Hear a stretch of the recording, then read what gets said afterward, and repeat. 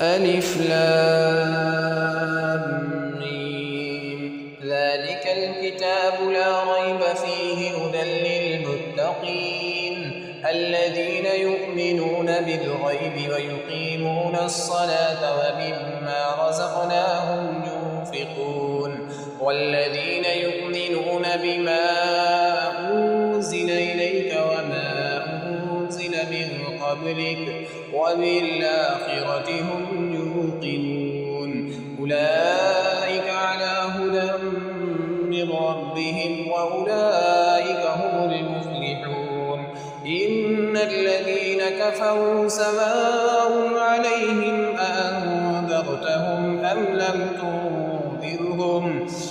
لم تنذرهم لا يؤمنون ختم الله على قلوبهم وعلى سمعهم وعلى أبصارهم غشاوة ولهم عذاب عظيم.